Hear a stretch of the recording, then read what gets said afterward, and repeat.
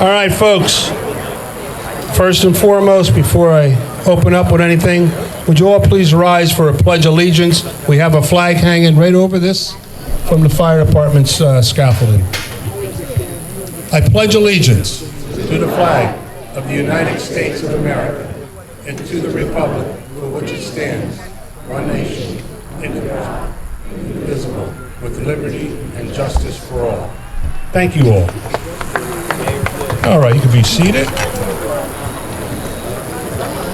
First, I want to give a few shout-outs to people that are here today, and of course, our event coordinator, Jen Nordstrom, and Mike Butrico, for working with Diana and making this event happen. I'd be remiss if I did not thank our DPW guys. We had this weekend aces back-to-back. We honored Phil Villapiano and now the great Dave Dahrouge, and these guys are working overtime for us and doing a great job. DPW, Public Works, thank you. Of course, our OEM director and our filmer today is Tommy Rue over here. He's got the camera duties.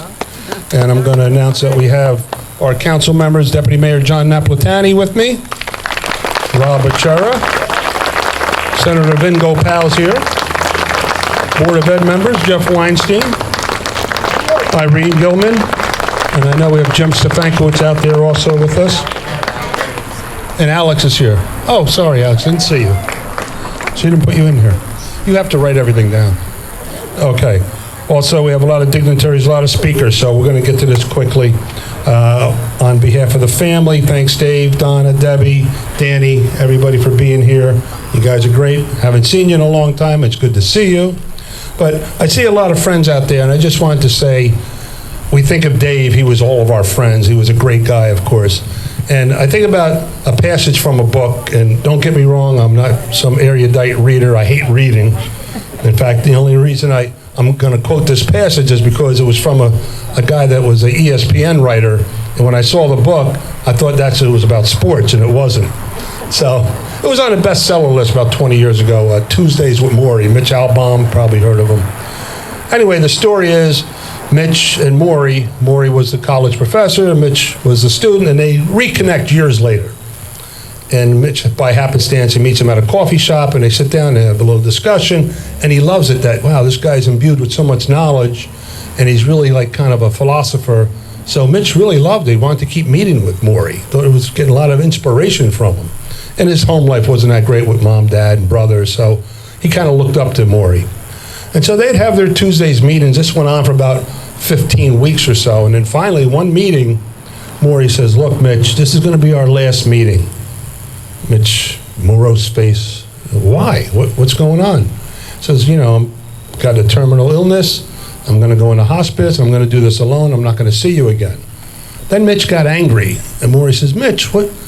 I don't understand. What's the anger about? Because, well, we got this friendship cultivated now. All of a sudden, you're telling me you're going to die, and our friendship's going to end. And Maury says, no, Mitch, haven't I taught you anything? Death ends a life, not a friendship.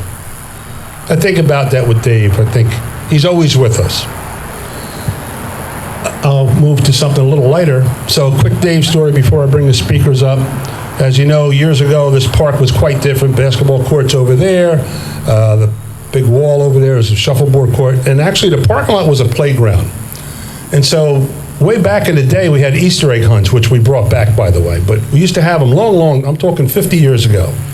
And so Dave was over there, and the guys and the directors of the recreation, and they forgot to hide the golden egg. He's like, oh no, what are we going to do here?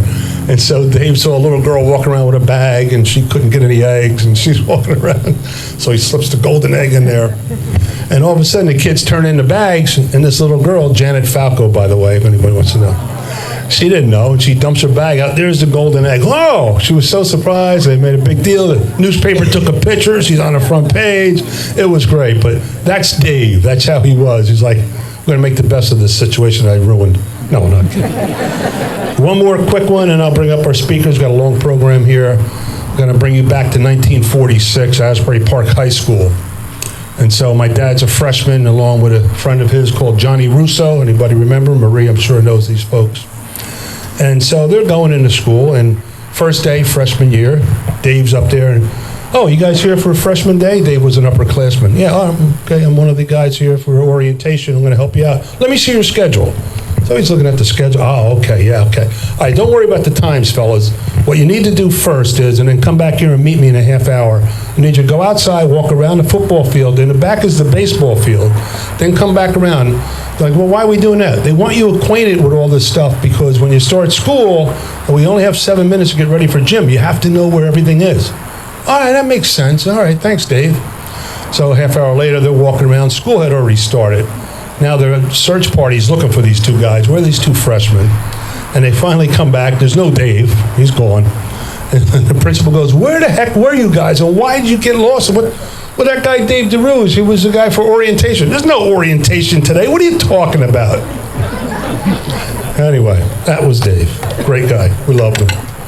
All right, first and foremost, we have the speakers. I'm going to bring up from the Board of Education, Jeff Weinstein, Irene Gilman. Jim, you coming also, Alex? You guys, okay, come on up, Jeff. Thanks, Chris. Okay. Hi, everybody. Thanks for having me here. I'm honored to be speaking with you today. I'm the president of the Board of Education, and Irene is vice president. Irene knew Dave well, so Irene's going to give a little discussion around that after I read some things. I do want to say that coming to events like this, it really is incredibly heartwarming.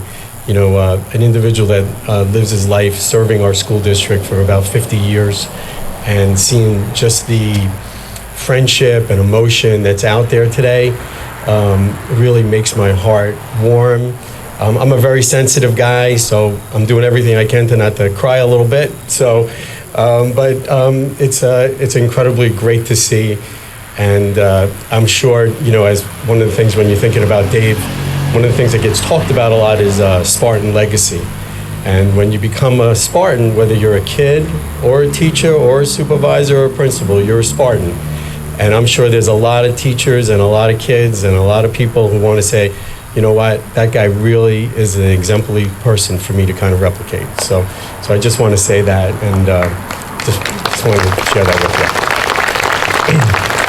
with you. Okay, so if you don't mind, now I'm going to read a resolution that we put together as a Board of Education.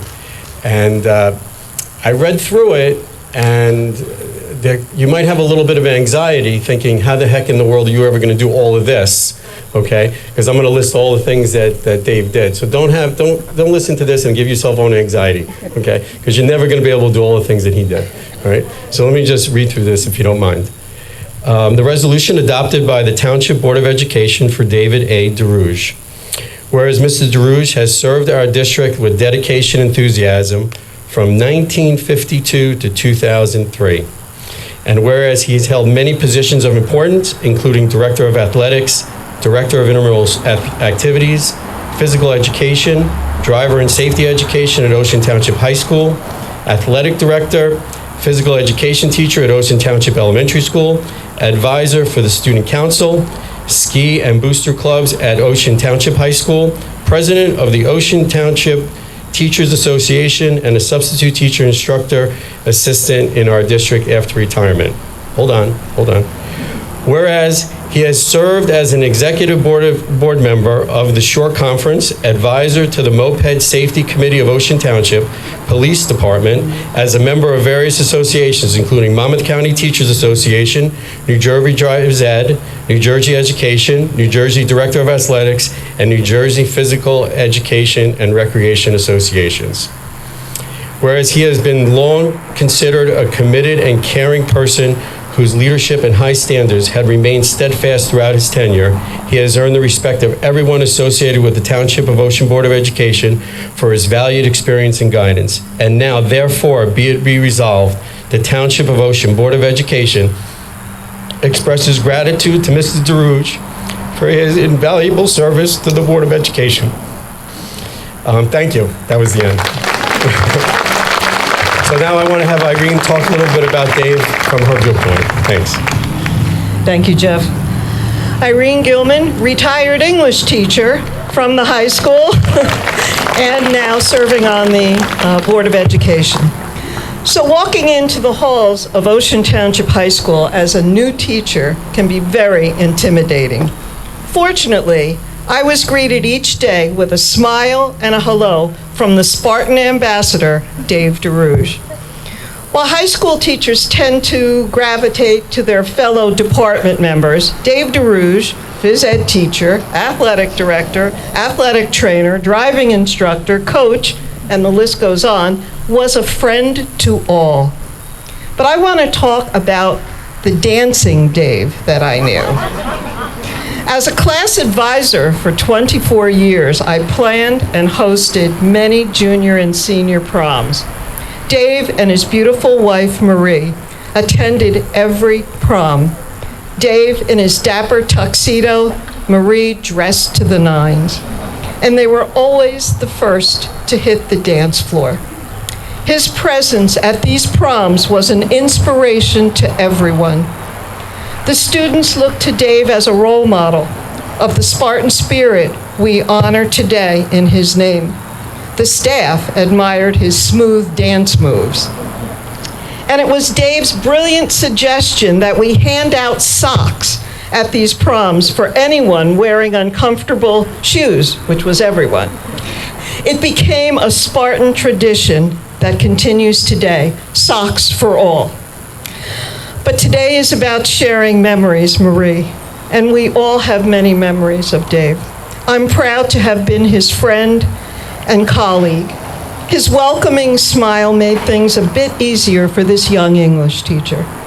Thanks, Dave, for your kindness, and best wishes, Marie and the entire Dahrouge family. Thank you. Thank you, Irene, Jeff. Thank you guys very much. Appreciate that. Exit stage left. Going a little bit out of order, but I'm going to read letters in after the speakers and then bring up the family members. Next speaker and presenter, Senator Vingo Powell, 11th District. Come on up, Senator. Thank you, Mayor. Thank you also to your incredible recreation team, Jen and Mike. We've had a busy weekend, and these guys are working all weekend. Hopefully under the next mayor, they may not have a lot of weekend obligations. We'll see. To the police department, I see a lot of first responders, DPW, everyone who worked hard, not just today, but yesterday.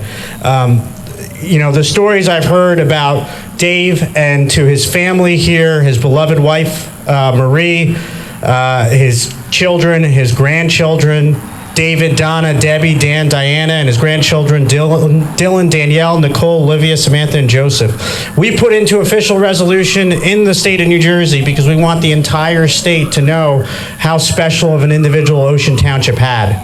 Not just as the township's first recreation director, but all he did to inspire so many young lives throughout his entire tenure in the Ocean Township school system.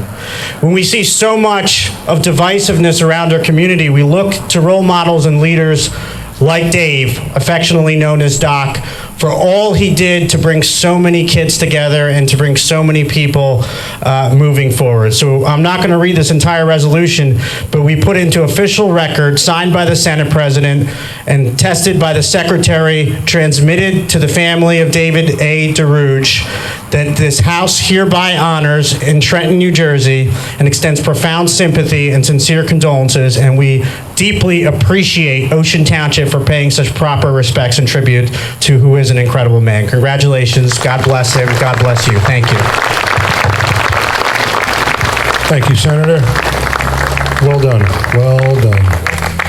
All right, next up, we have a great person here. We have a lot of great people here, believe me. I can't mention them all, but we have one of our old football coaches and Dave's colleague, Carmen Coach Magnata. Come on up. Affectionately known as Mags. Come on up, Mags.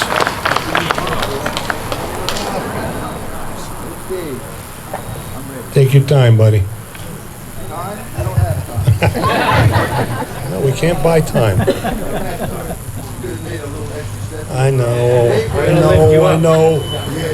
Richie Long's going to help us. Come on. Give me that mic. All right, Coach. Now, I'm going to try to do this. I hate microphones. Can you hear me without the microphone? That really stinks. I got all this stuff written out now. No.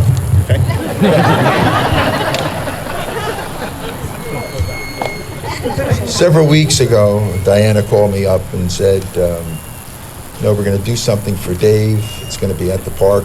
Would you be a speaker? I am honored to be part of this day. I met Dave Dahrouge in 1967. I got my teaching position at Township. I had a meeting with Jack Ty, the football coach, the next day.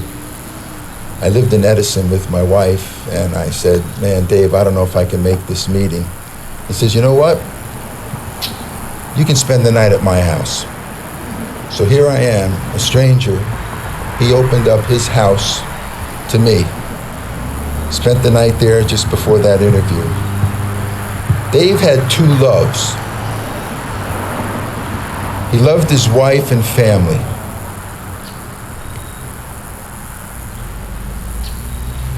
And Marie, with her understanding, her love, and her patience, Dave would have never fulfilled that second love. You were that force that grounded him. God bless Marie Dahrouge.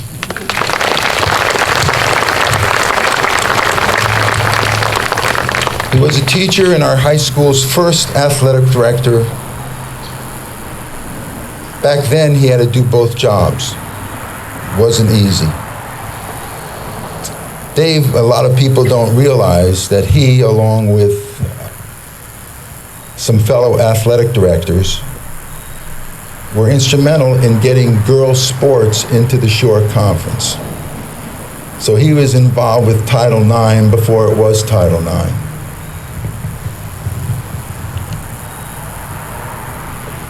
He had a small office.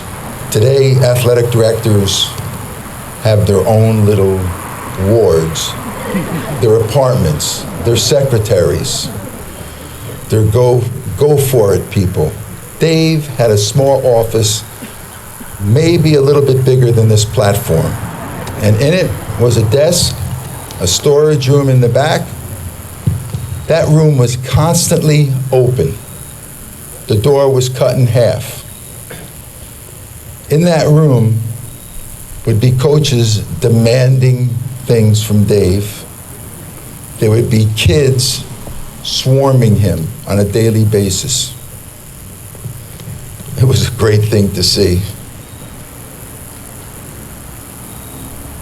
Those kids, and I just want to focus on it right now, those kids were in his room planning dances that we had on a regular basis, and Irene alluded to the fact that Dave loved to dance. We had dances in the cafeteria constantly. Dave was there, right, Marie? Never missed a one. Lord have mercy. All right? They would be there planning the next pep rally that we had. Excitement all the time. And of course, they would be there planning the homecoming parade. People that are new to this town do not realize that homecoming was an event in this town where kids would spend weeks in people's houses and garages on trailers putting together floats that would rise up maybe 15 to 20 feet in the air. And they would pull those floats with tractors down West Park Avenue, around the football track, and people would be there just marveling at what these kids were doing. I didn't want to plan to say this, but I have to. We had a football team that was doing very well then. Jack Ty was the head coach. New Jersey was hit with a monsoon. Nobody was playing football that Saturday. No one except one school. And I looked at Jack, and Jack looked at me, and he goes, "Are we nuts?" And Dave's comment was, "Central was good last year, but they lost everybody." So what's a little rain gonna do? These kids worked hard to get these floats, and we're gonna have a homecoming parade for these kids. Well, by the time the floats hit the parking lot, they were destroyed by the wind and the rain. So they pulled empty carts around the track. The football game ended. We lost that game. We never allowed Dave Dahrouge to forget that. Never. All right. Students loved him. They loved his energy, they loved his humor. Some students called him Mr. Dahrouge. If you knew him from Seashore Day Camp, some of them called him Coach Dave. Later, he became Doc, and that was the name that he made famous. He sacrificed much of his time to help student athletes who were injured. There were days where he needed special attention himself, but put it behind him because he had to help kids. He was always helping kids. He would give therapy to kids in the morning, therapy to kids in the afternoon, therapy to kids in the evening, foregoing his own life. He was more than a trainer to some. He was a father. To some, he was a mentor. To others, he was a psychologist. Some people actually thought that Dave was a certified medical professional, having spent years of training at Jersey Shore. He's been gone now for 2 years. When I heard of his passing, 53 years of memories flashed by me. It was an honor to know him. Today, when I pass this park, going to the post office or to the bank, and I look up here at the field and I see kids running around, laughing and enjoying life, I smile a little bit and I say, Doc, you're still helping kids. What a man and what a life. Thank you. Beautiful, Mags. My man. Beautiful. One thing Mags mentioned about the fields and Doc and the influence he had, I look around this audience and I'm seeing all the names of kids that grew up here. Now they're older, they're more mature. I see the Lackeys, the Weldons, the Villapianos over here at South Soleto. These folks grew up here at these fields and knew Dave intimately, and he helped them through everything. He even refereed some of those really vigorous basketball games that Phil talked about in the back there. And I'm sure Billy Lackey and Johnny Weldon, you guys, I'm sure you know about those, but I digress. All right, next up, Coach George Conte. Come on up, Coach.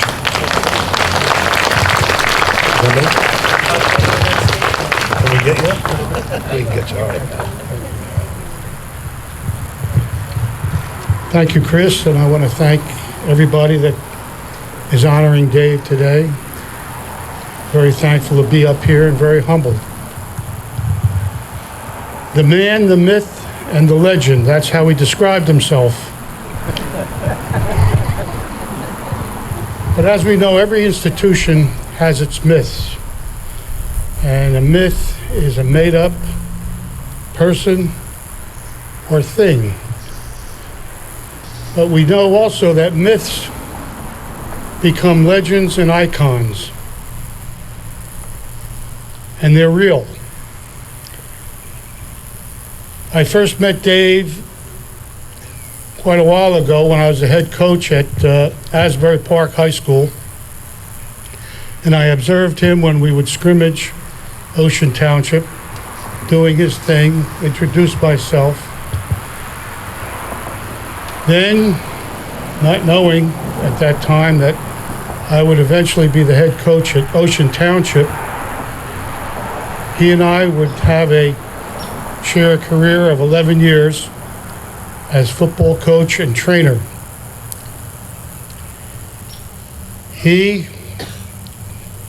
at that time, quite before, as Carmen mentioned, was always known as Coach Dave. He taught you to swim, He taught you how to drive. And I had always referred to my trainers as Doc. And so I instantly referred to Dave as Doc, and it took root. But it wasn't without some consternation, because we had a team doctor, Dr. Malta, who was a tremendous team doctor, a great guy, and he was somewhat put back because he wasn't being referred to as Doc as much as Dave was. And I don't know if there was a little jealousy there, but no harm was intended if any of the Maltas are here. But Carmen informed me that Doc Malta took it quite hard. Sorry to hear that. But now he's always Doc. He always will be Doc. And he was the one that I knew I had to win over when I came here, because I came here with a plan, and it's not about me, but I came here with a plan that would change the culture, and I knew Dr. Dahrouge would have to be somebody that would buy into it, and he did. We couldn't have accomplished what we did, from becoming just the Spartans to the Big Red Spartans, which we are referred to now as. So there was a transition period where I really depended on him. He was a friend, a mentor, and someone that I could count on. I got to work with him in a simulator, which was a trailer which had driving apparatus in it, and Doc showed me how to use it as part of my job. But the funny thing was, he would not only teach me how to use it, but he saw that I was fumbling a little bit with it, and he wound up taking full charge of that whole assignment for me. So that actually relieved me of much of my instructional duty to spend time in the office in the back that had game film and everything else necessary to change the culture and win some football games. So I really depended on him. The transition period took quite a while, but it took root. The two people I had to win over was Dave Dahrouge and our superintendent, Bob Mahan. Without Dave, it couldn't have happened. One of Dave's greatest accomplishments was the training room and the trainers program, some of those trainers I see here today. Some of those kids that were part of his program went on to be chiropractors and doctors and work in other medical fields. The training that they got in that training room was magnificent. He was a stickler on detail. You didn't tear a piece of tape without him knowing it. And the place was spotless, absolutely spotless. He went on to develop what he called modalities. They were healing apparatus. There was muscle stim, there was the whirlpool, there was ice baths, there was massages.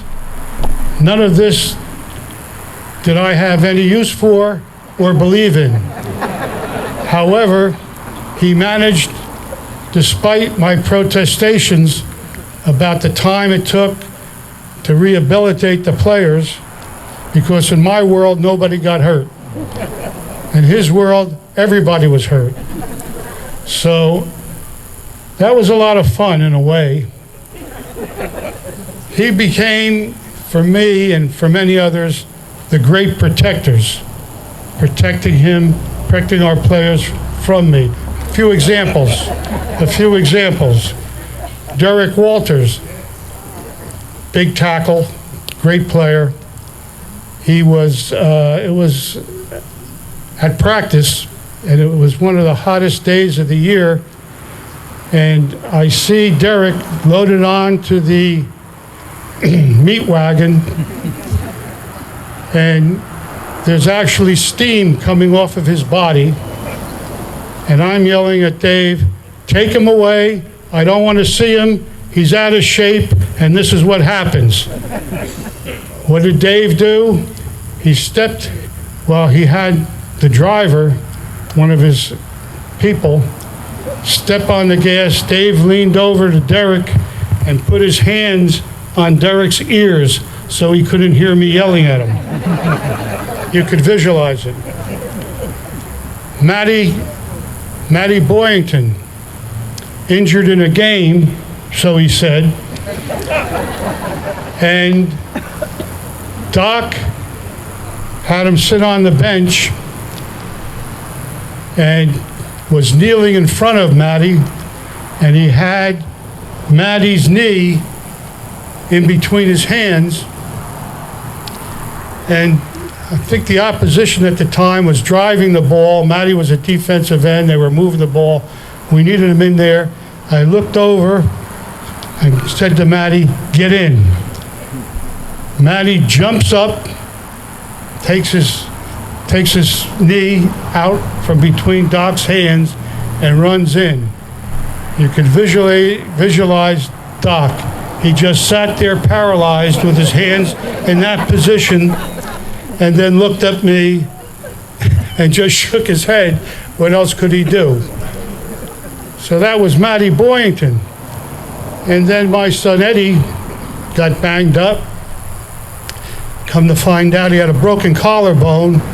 He was on the bench at the halftime of a Neptune game, and we were trailing Neptune at the time. We went in at halftime leading. We were trailing by a couple points in the second half, and Eddie was our field goal kicker. And I started my haranguing on Dave. I want him in there. We're going to need a field goal. We're going to need 3 points. And of course, Doc was horrified at the thought.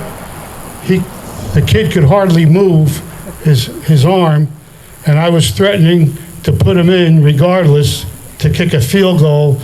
And Doc stood in front of him and faced me, and enough said. I couldn't go near him. And we lost the game as a result. So, what did he do? He was the team psychologist. He was a mentor. He was a medical man. And he was there for the kids all the time. His hours were endless. Carmen mentioned always spending time in the training room doing what he did, but people don't realize he held sessions at his house. He had appointments, and the kids were not only players, as he put it, his patients. They were his patients. They came to his house, they got treatment at his house. He went when the school was closed. He was able to get in, and he treated those kids on weekends, late, well after school. He was always there. He was on call all the time, and he would do what he needed to do to get the athletes ready. But it wasn't only the athletes during the school day. He did quite a bit of work that you would expect the nurse to do. But the kids weren't going to the nurse. They wanted to go to him. And so his school day and his teaching assignments were constantly being interrupted by kids needing treatment. He was there for them. I thought so much of him that I wanted to get him involved in just about everything involved with Big Red football. We put a weekly report out, and that report was called the Big Red Report. And I won't go into the importance that that had with not only the team that was currently playing. We sent that report to every player that ever played for us during my time there, sent those reports home.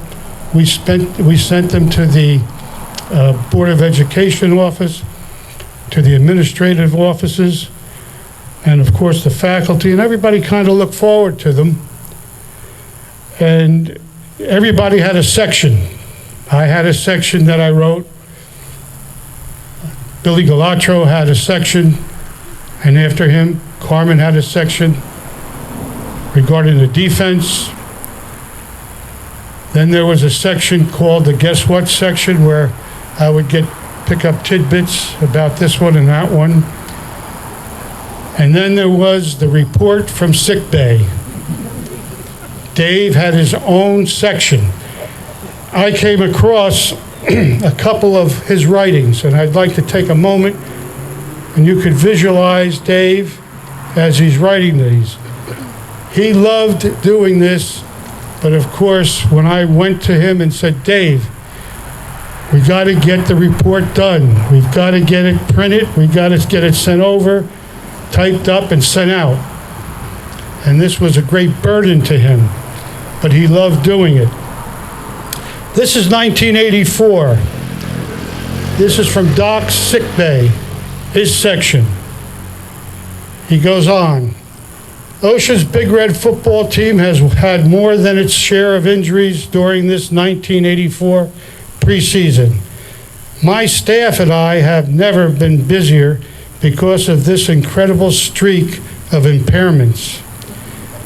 We have had many nagging injuries, the type that do not keep players out of action, but instead hamper their performances. We have also had many afflictions that have kept some of our key team members out of action for a week to 10 days. At this writing, I am feeling a bit shell-shocked, but I am hanging in there with everyone else. Now the bad news.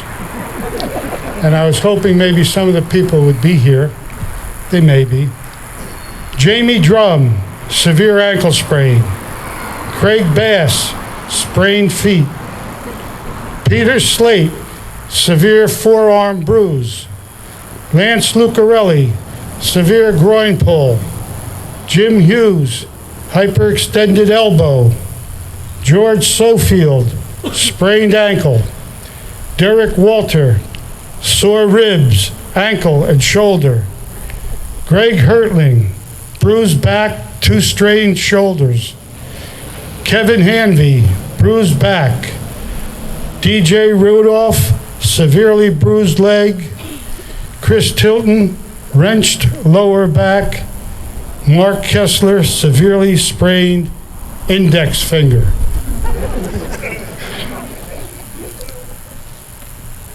Finally, he closes, how about some good news? As of today, September 18th, 1984, everyone will have returned to the team and able to practice full-time. Look out, Raritan Rockets. Here comes the Big Red. Love you too, Doc. One more, because they're interesting.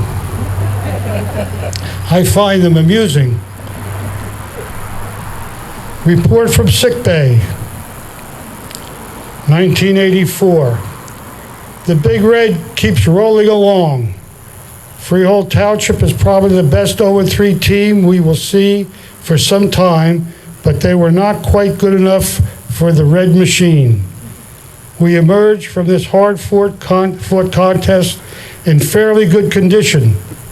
Billy Higgins sustained a hyperextended shoulder injury.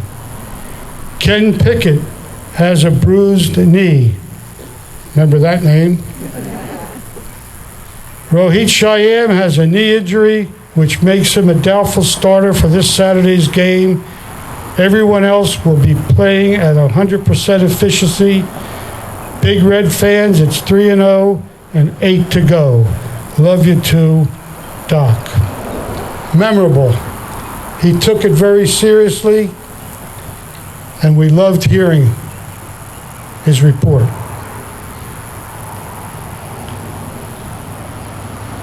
Whenever you mention that you're from Ocean Township, names come up. Carmen Magnata, do you know him? Yes. Phil Villapiano, did you ever meet him? Yes, I have. Billy Galatro, you know him? Yes, I know him very well.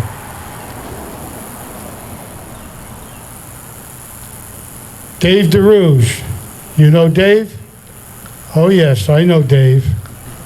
In fact, I was in Rocky Seckler's office. He's an orthopedic surgeon, getting a needle in my knee.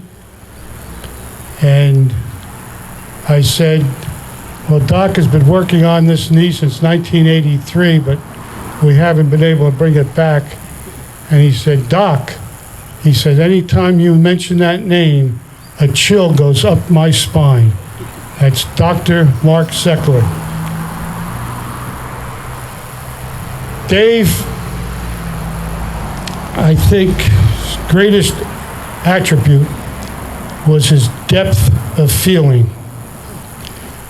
He was worth 2 wins a season, at least. But he bought in to our philosophy that nothing great was ever accomplished without enthusiasm. He was part of it. An example. He had been working, as it turned out, on my son Edward, who had not quite a high ankle sprain, but an ankle sprain, and we were going into the playoffs against the great coach Bob DeMarco from Madison Central, a great team, and we had to have him ready. Anyway, he worked on him. Not only did he work on him at school, but he worked on him on his house for well over a week. And we go out there, kick off. Madison Central kicks off deep. Only mistake was for them, it went to Eddie. Eddie took it 90 yards or so for a touchdown from the 10 all the way in. And who was on the sideline watching this whole event was Dave. And as Eddie caught the ball, Dave got in a sprint position and followed him for 90 yards all the way down the sideline. And when Eddie scored, Dave was cheering and cheering and jumping up and down. He had the enthusiasm that it took. So, after my coaching days, Dave and I still worked closely together. I became assistant principal, and then later on athletic director, then back to assistant principal. And Dave and I were always in close contact. One day when I was assistant principal in discipline, I had a student in there that evidently had cut class. So I asked, where were you? What did you do? His statement was, I was with Dr. Dahrouge. I said, what? I was with Dr. Dahrouge. So to half the school, he was Doc. Some of the others, Doctor, et cetera, friend, colleague. But he thinking that one day, that there'll be a big poster up on the Ocean Township fields somewhere, and it will be the Mount Rushmore poster of those people that Ocean Township is most fond of and cares about. And you know who's going to be the first guy up on that poster, that big billboard, is going to be Dahrouge, along with the likes of so many great people that made the Ocean Big Red culture what it is. People like Jack Ty, Phil Villapiano, Jumbo Joe Judikic, Carmen Magnata, Dave Enderly, Kenny Pickett. Dave will be the highlight for me of that poster. Finally, one last story. It's a true story. We go into 1983, we're just developing who we are, and we go up against one of the, I think it was a second-ranked team behind Warren Wolf's brick team, Matawan. Matawan had backs bigger than our tackles. They also had a great coach. He came from North Jersey, and unfortunately I forget his name, but he was terrific. And they had an offensive coordinator, was Bobby Davis, NFL quarterback. We were in trouble. We knew it when we saw them come out for warm-ups. We knew we were in trouble before they came out, and when they came out, we were in real trouble. But anyway, Dave was exhausted by that time. By the time the playoffs came along, he was totally exhausted. A couple weeks before that, we lost Billy Malloy and Steve Fodderero, who were our guard and tackle. We lost a whole side of the offensive line when they went down. And so, long story short, and I'll end, my daughter's giving me a signal, that's enough.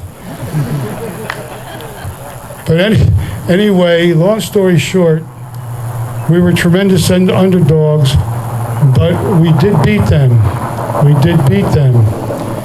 And we're huddled up after the game. I didn't normally like to keep the team out after a win or a loss, after a game. It was right into the locker room, but it was an away game, so I had them huddled up before we got on the bus, and I hear this sobbing. I mean, I'm not talking about whimpering or whining.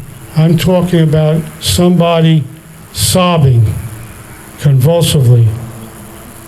And it all had to do with losing T.J. Bellissimo, our center, and our linebacker in a car accident the week before. And between him being so exhausted, it just all left him. I'll never forget that. And when I say depth of feeling, that was it. I'll always remember Dave for all his contributions, but mostly for the man he was. And I want to thank Marie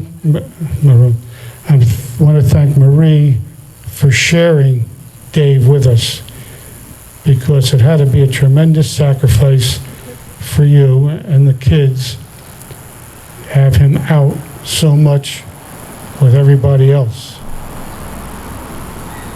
Finally, and I guess that is finally, checking my notes that I didn't leave anything out. You don't think so? You know, I'm known as a man of very few words. I can't believe I've been up here this long. Thank you, everyone, for attending this. Thank you, Chris. Thanks, Coach. Wonderful. That was great. All right. The following 8 people are cut from the program. It's going to get dark soon, and the park will close, and we have an ordinance against that. Thought I'd tell you. Anyway, that was wonderful. Really nice. Everybody else, my 5-minute rule. All right. Next up, from the class of 67, let's have Richie Long. Where's Rich? Right there. I'm not really sure how I can follow that, but I'm going to try. Good afternoon to all of you. It's so good to see so many people here. Some of them I haven't seen in a number of years. It's an honor for me to speak to you today for this celebration of the life of Coach Dave Dahrouge, one of the most renowned and revered figures in the history of Ocean Township in general, and the Ocean Township Public Schools in particular. For my generation, for the first graduating class from OTHS in 1967, there was no figure more prominent in our elementary and secondary school years than Dave Dahrouge.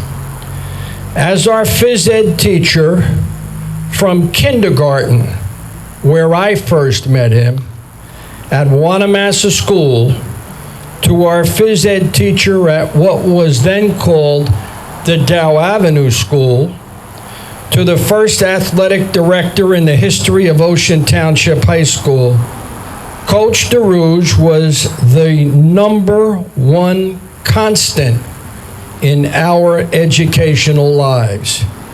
He was always there for all of us. Heroes and heroines come in different forms. Some are military leaders. Others are members of law enforcement. Still others are firefighters or EMT personnel. All heroes and heroines, however, do not wear uniforms or carry guns or put out fires. Dave Dahrouge was just such a hero to so many of us. He was a hero because we looked up to him for guidance, for strength, and for inspiration. And when we did anything wrong, he gave so many of Ocean's students something that is sorely lacking in today's world.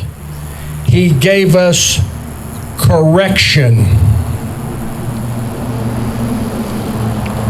I will give you an example of a time when Dave Dahrouge gave a very strong correction. 8th grade, Dow Avenue School, flag football. I am one of the participants. So is Philip Villapiano. As one of the running backs takes off from the backfield, Villapiano decides he will knock this guy's head off. And he mercilessly tackles him. And Coach Dahrouge looks in Phil Villapiano's direction and says, "Phil, this is flag football. You're not supposed to tackle the other player." And Phil's response was, "I couldn't help it." He let you know without any reservation if you did something wrong. Oh, he let you know. But he offered praise as well as chastisement. His praise brings me to a personal experience with Coach Dahrouge that I have shared with others for years. After never playing any organized football, including Pop Warner football, I decided to try out for the 1965 Ocean Township High School football team, a team that was led by Phil Villapiano, George Athens, Nick Scarangella, George Rosasco, and many others. I decided I would be a quarterback. I say without hesitation, I was terrible. But in the 1966 season, the starting quarterback, Brian Fitzgerald, got hurt. So, the head coach, Al Brown, bellowed, "Long, get in there!" And so it was that I played all 4 quarters of our game against Lakewood. Our offense moved the ball all day long between the 20-yard lines. But they had a guy at Lakewood named Hal Sutton. He was like one of these trees, except he had legs. Sadly, we couldn't score and lost 20-0. Back at school the following Monday, Coach Dahrouge saw me in the hallway and stopped me to say, "Rich, I know we got beaten pretty badly on Saturday, but I thought you played a good game." For the rest of my life, I took his compliment with me, and I am glad in later years that I wrote to him and I told him so. All heroes or heroines do not wear uniforms or carry guns or put out fires, but they guide us, they inspire us. They set a shining example for all of us, especially when we are young. Dave Dahrouge was just such an example. Here's to Coach Dahrouge. Thanks, Coach.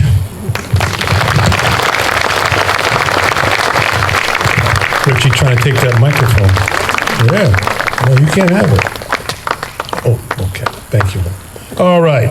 Thank you, Richie. Very good. Next up, Phil Villapiano. Come on, Phil. Get up here. And John, you better make your way right behind him, Johnny V. You're next after Phil. Can I have Phil do it for the family?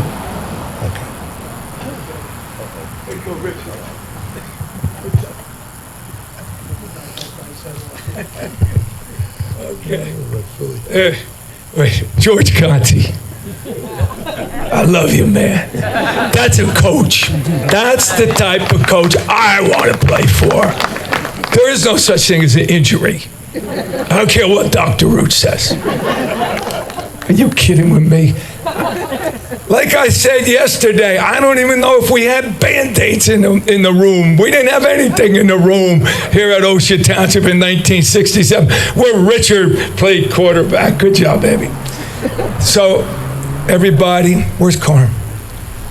Excellent job, Carm. I haven't seen you in a million years. I love the Magnolia. Beautiful name, beautiful.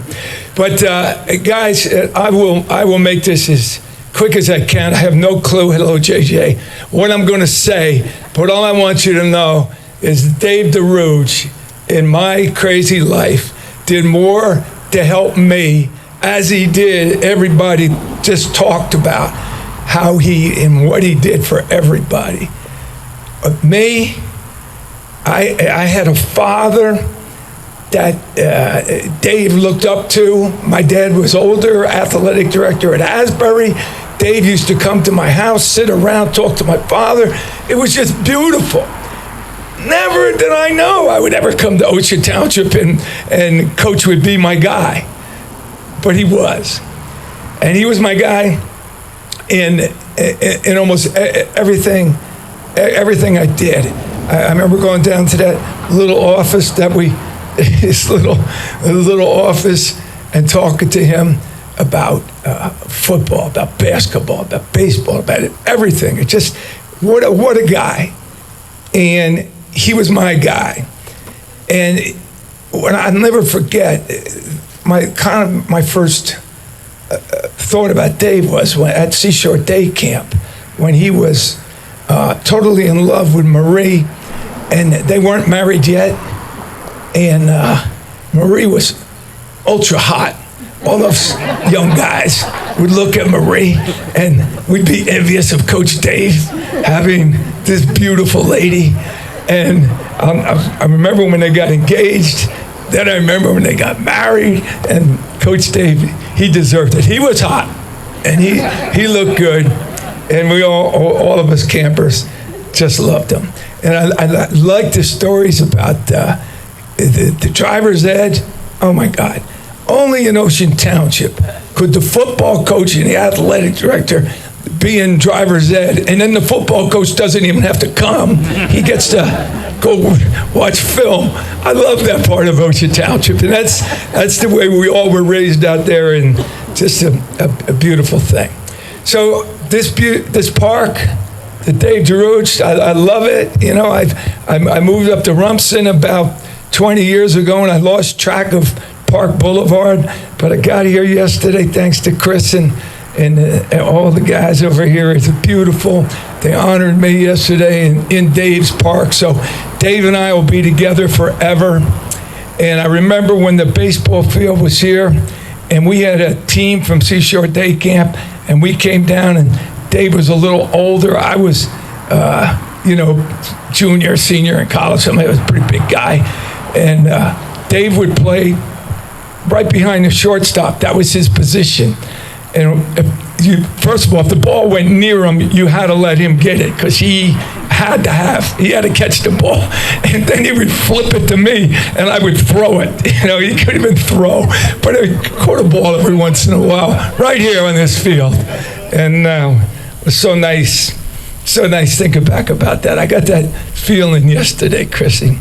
So, ladies and gentlemen, we're honoring Ocean Township, as far as I'm concerned, he was Mr. Ocean Township, and first time I got to play with him, play under him, was at Dow Avenue School, which we talked about, and he coached our team to we went down to Convention Hall, and we beat everybody, and then we beat Neptune too, in the finals down there, which was a great thing under Coach Dave.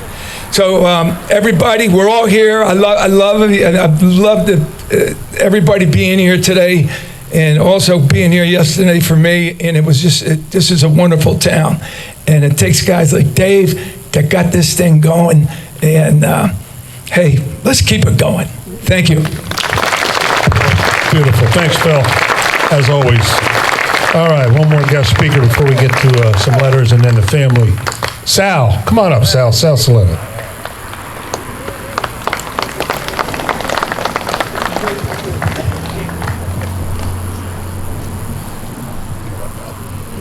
Thank you, Mayor. Man, that was some great speeches. Coach Conte, Mr. Mag, Phil. I don't know how we're going to follow that up, but I'm going to do some lighter stories about Coach Dave.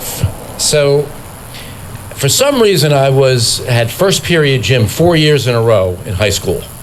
So Coach Dave liked that I put a little entertainment, not necessarily athletic ability, into it. So I said, you know what? You're going to be the captain of the first period gym class, the only one in the history of Ocean Township. So I kind of took it seriously. I went to Mr. Enderly a couple years later. They were doing some Hall of Fame nominations. Mr. Enderly, what do you think? I was the captain of my first period gym class. He goes, well, how could I say this? You don't really qualify. So I go back, I tell the coach about it. He goes, gotcha. Just a joke, you stay to your DJ job. Also, another funny story was when Bill Clinton first became president, for some reason I sent him a Christmas card. You do crazy stuff, you know? This is before Bill got in trouble. So I didn't get one back, and I visited Coach Dave in the training room. I said, Coach, I got a problem. I'm one of Bill Clinton's biggest supporters. I got no card. He goes, oh yeah, watch this. Grabs the phone, calls the White House. In typical Coach Dave fashion, he goes, This is Coach Dave Dahrouge, Ocean Township High School. We have a problem. So the guy on the other end, you can hear him goes, hold on. So they put on one of Bill Clinton's aides at this point. What's the problem, Coach? You got the biggest supporter here and he doesn't get a Christmas card. He better get one within a week. Guess what? Within a week, I got one. True story. So then, when I was a sophomore or junior, I don't remember which one, I said to Coach Dave, jokingly, I'm going to stop by on Christmas Eve to visit you. He goes, yeah, come on over. So I went, and how do you like this? That tradition lasted for about 40 years, visiting him every Christmas Eve. And he said, we're not related, and that's like a Cal Ripken streak, the baseball guy, the hitting streak. I said, yeah, but Coach, to all that know you, you make us feel like we are related. And that's the impact that he had. So to everyone here, I know we're saluting the coach. I am as well. We love you, Coach. Beautiful sound. Thank you for that. That was fantastic. Okay. So we have a guest table also over there with a sign-in book. If all members here want to come and sign in before we leave. Just another couple of things that we're going to get to here. I have a few letters here that have been written for Dave by some former students. Let me just get them out here. Here they are. Jen did a great job, as always. So I'm just going to read a couple of excerpts from these letters because, as I said, we have an ordinance to close the park at dusk. Anyway, so, and I'll tell you who these are from. Okay, so Kimberly Caladrandro Fioravante. All right, so Kimberly says, for 4 years, you took care of me, every knee injury, every bruise, every pulled muscle. Some days in the training room, we were hard. Some were serious, some were hilarious. But there was always that learning and teaching going on. I know you're smiling down on all of us, probably telling us to focus, but then smiling again. Very nice. These letters will be displayed also and given to the family. I have another one here from, we'll see who this is from. Patsy and a family. Okay. Dear Coach Dave. Oh, man. We miss you so much. We think of you, and most of all of these things that you had said. Unquestionable honesty, goodness, integrity. These are all Davisms, things that he gave to his students. Your salt of the earth. Now, he had many, so they go on and on and on. Your great personality, popularity, professionalism always had you as the most famous person around. And, of course, politicians, townspeople wanting and wishing to be the mayor. That's me. But your wife and 5 children came first. You're a highly respected, revered, admired, and adored by all. An amazing man along with an amazing wife and raised amazing children. Beautiful, beautiful. Everyone knows the story about Dave, Dr. Dahrouge. Everybody has a story. I will forever remember him for being our bus driver, bus number 1 at Seashore. The thing that I always loved about Coach Dave was that he had the gift to always make everyone feel so special, no matter how old I got. That was from Cindy Sariotis. Very nice, Cindy. Coach, you saw the best in people, never spoke an unkind word. Your smile was contagious, your positive attitude unwavering. You had a way of lifting one's spirit even during the toughest days. You were a fiercely loyal Spartan and defined the meaning of teamwork. The Brestlers. All right. I was a student athletic trainer for Doc from 84 to 88. Currently live in Oklahoma City and with a beautiful wife of 25 years and 4 children. I am an emergency medicine physician in Norman, Oklahoma. I would not be where I was today without God in my life and the profound influence of Doc he had in my life as well. One of the sayings I remember Doc telling me was the following: Matt, you can do right 1,000 times, but the one time that you do wrong, people will remember that. With Doc's tutelage, I learned to try to do the best for all. This is from Matt Davis, D.O. Very good. Mr. Dahrouge, my driver's ed teacher, he didn't know what he was getting into when he got students back in the 70s. Unfortunately, driving made me very uncomfortable. I was one of those nervous drivers. The only reason I was driving was because I had to take a course. Coach Dave took me out of my drive and made me do the jug handle at the old food town. Back then, the curves were not so high. Well, I cut the wheel a little too soon and ended up cutting across the jug handle. Coach was holding on for dear life. He knew I was nervous, but he couldn't help but tell me that I almost killed him and he needed to retire. He had a way of making everybody feel good, I'm sure. He left a legacy with Ocean Township School District for many and never actually knew him, but know him very well. It was very nice. Actually, who's that from? Was that Clayton? What was it? Denise, that was Denise? That was nice. Steve, I'm looking for you. Okay, one more, and then we're going to get on with the program here. Should I find it? All right. All right. I don't have the other letter, unfortunately. Steve Clayton wrote a really nice letter, but it will be displayed over there. Okay. At this time, we want to bring up his family members. Okay. Diana? Danny? Danny, come on up, Dan.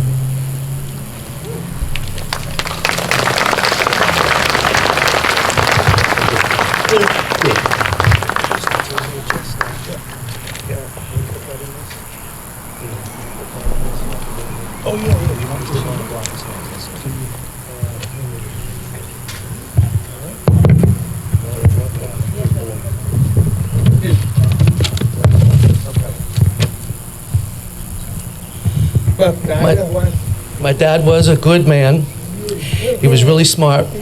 And I loved to talk to him, especially around jokes. I remember when I was a little and I saw my dad spit out the window. I thought I could spit out the window too. I lowered the window, but I didn't lower it that much, and I spit over the window, and we both laughed hard. My dad really supported me, and we go out and we do things together.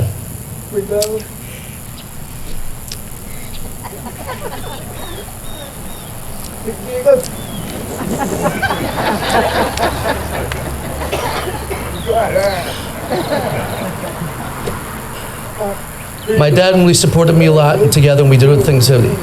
We always there for each other, and I always feel bad and sad about my dad, and I really miss him every single day. To you, Dad.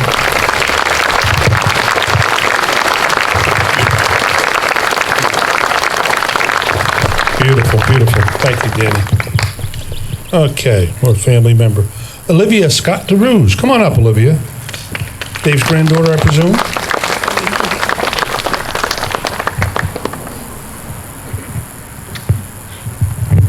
So, I am Dave's youngest grandchild. Thank you all so much for coming today. I contemplated putting in his favorite sayings, but I realized there was going to be way too many. My grandfather was really kind and really warm, and he always made you feel really welcomed. And it was always really exciting for me traveling from California to Nana and Pop-Pop's house. I have so many fond memories of Pop-Pop, and while I do miss him terribly, I grew up on the opposite coast to him, and for the past 6 years have been living on the other side of the world. Because of this, when he passed, I didn't miss him any more than I had the day before, and I'll continue not to miss him any more than when he was alive, because he's always, with me in my heart, and he's been there for the past 25 years. And that will continue. Every time that I say good job, I think to myself, not a good job, a great job, not a great job, a superlative effort. Thank you. That was beautiful. Very nice. Thank you, Olivia. Donna. You gonna read, Donna? Deb, you gonna come up? Oh, nice.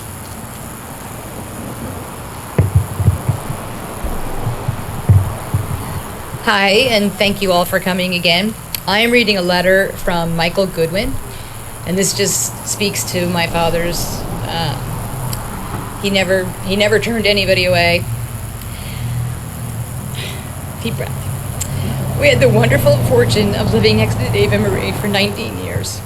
Despite no formal relation, the bond we formed was nothing short of familial. The day our family moved in, I was 3 years old, and my brother Sean just 8 months. Dave and Marie came over not only to welcome us to the neighborhood, but after meeting us for only a short time, offered to take my brother so that my parents could finish moving in. If you talk to Darren, he's like, these people came next door and took our kids, That was the sort of neighbor that they were. From one day, though, the many years we spent living side by side. Anytime we needed something, anytime something happened, Dave and Marie were always there for us. When I fell off the scooter in front of the house at 5 or so and tore open my chin, my mother had Dave and Marie to turn to for help. When a neighborhood kid inevitably got hurt during one of the weekend street hockey games that took place on the cul-de-sac, Dave was there to ice them up. He used to save the newspaper bags to put ice in. When the neighborhood dads got together to build a wooden jungle gym in our backyard, Dave was there to help, though at this point in his career, he was filling more of a supervisory role. Their steadfast support was a great comfort for our family. For us kids, Sean and I and our younger sister Maria, Dave was larger than life, and we felt an immense pride in our relationship and proximity to such a man. The legendary Doc Dahrouge was our Uncle Dave. Always available, always willing to help. He was like our personal life tutor, athletic trainer, and sometimes bearer of the lighthearted reminder that our side of the yard football games were messing up his drainage system.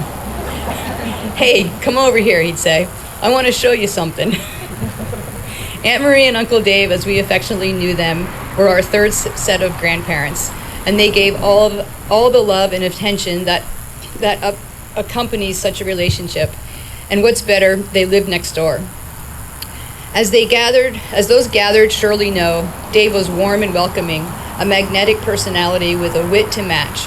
I will always remember my father and Dave ribbing each other, busting chops, each other from across the yard. My father reminded me of one of those classic lines. "You must be looking forward to tomorrow because you're looking better every day." My siblings and I remember another vintage Dave gem. "When I want to be just like you when I grow up."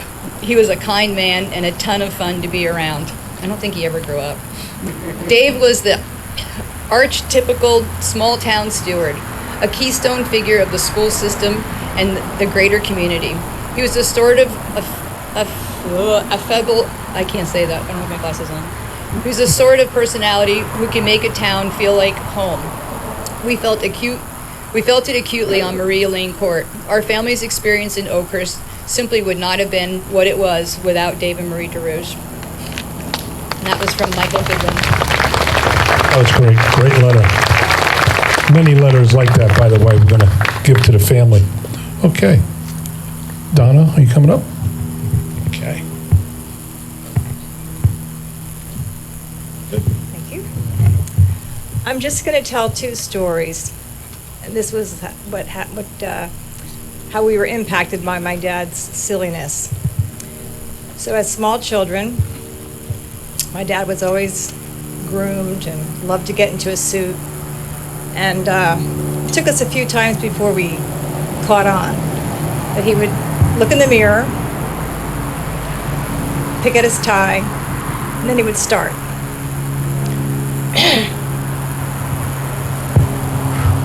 Okay.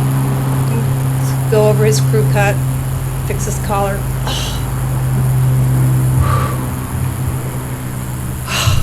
Dad, you okay? Yeah.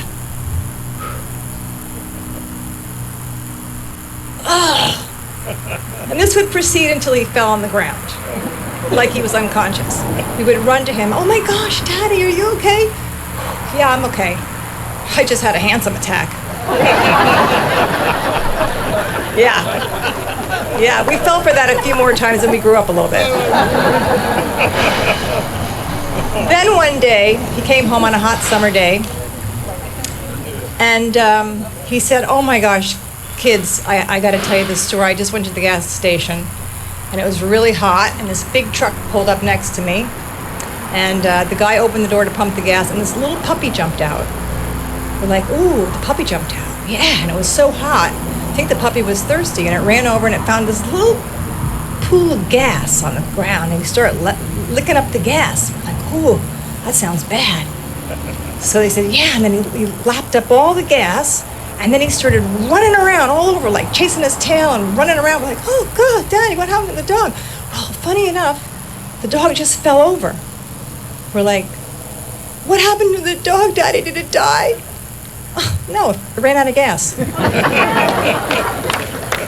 Yeah, we were a little damaged by that, but So whenever I tell that joke or when I think about it, we just crack up laughing because it was funny, but he was goofy and silly and he was the best dad and we miss him every day so much. So thank you all for being here.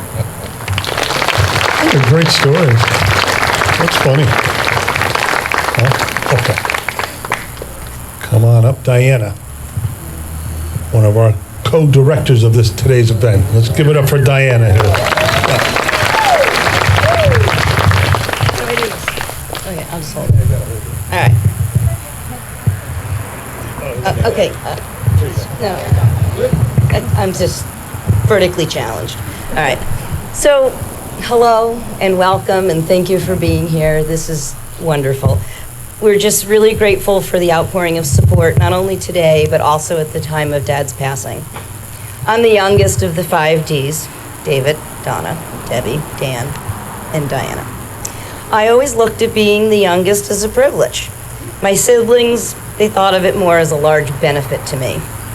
I was often referred to as Daddy's little girl, or I had him wrapped around my finger, and so I may have used this to my advantage a time or two growing up. Maybe. My dad always gave me the benefit of the doubt, second chances after making some maybe less than desirable choices along the way. I mention this because I've heard similar stories from my siblings as well as the students and colleagues and other people that my dad interacted with over the years. Social media and phone calls, texts, cards, all of that, letters, they provided means for so many of you to reach out to us and to our family. And Dad touched the lives of so many people over the more than 50 years, and he served the community and he worked with multiple generations of families in Ocean Township. Of the hundreds of communications that we received, not one negative comment. On the contrary, they were all positive, motivating, and they shared a message of how Dad positively affected so many of you. Countless people shared stories of the times Dad helped them out of a jam, listened to their problems, offered advice, provided healing care, taught them to drive, how to be healthy and form lasting good habits, and coached them to be happy and successful in life. Dad was definitely a jokester. He was the king of the corny yet endearing jokes. I can't help but remember, many of you probably experienced my dad drinking coffee with a spoon in it. And he proclaimed, I can't understand why I have this pain in my eye as the spoon pokes him, right? And then how about starting to pull out in the driver ed car and not going anywhere, only to find out that he still had his foot on the brake on his side of the car? Yeah. He was also the master of the one-liners. That's not a good job, that's a great job. Or, when the going gets tough get going. The list goes on, there's so many. Many of you, I'm sure, remember something that you remember from him. You recall one of those jokes or one-liners that he used, because he had a lot of them and he often repeated them. Even in the end, when my dad's quality of life was less than what we had wanted for him, with all that was going on, he was pleasant, he retained his famous sense of humor, and he still had stars in his eyes for our mother, his beloved Marie. He did remember us kids, although he did sometimes get our names mixed up, but that happened all the time. I was fortunate enough to physically be with my dad in February of 2020 on his 91st birthday, and then COVID hit, and it was horrible. But we did talk to our parents daily, and due to restrictions, we were unable to be with him during our final days, or his final days. It was heartbreaking not to be there physically with him, to get that last hug and to hold his hand, but we did look forward to those daily video calls. The last words that my dad ever said to me was, "I love you, honey." "I love you too, Daddy," was my response. As heartbreaking as it was to say goodbye, it was relieving to know that he was going to move on to a place where he could now run the boardwalk and listen to the Rocky theme, tell his jokes, and share his advice with whoever he happened to encounter. Dad may be gone, but his spirit and his character and his kindness lives on a little bit in each of us. Through his words and his ways when he was alive, he left a very clear message to everyone. Treat others well, laugh a lot, and be kind. I know he'd want nothing more than for his message of being good and doing good to live and spread to others. My hope is that each of you or each of us, can keep Dad's memory alive by modeling the actions of such a great human. He was funny and kind and compassionate and fiercely loyal. He gave of himself to others in a way that was all-encompassing.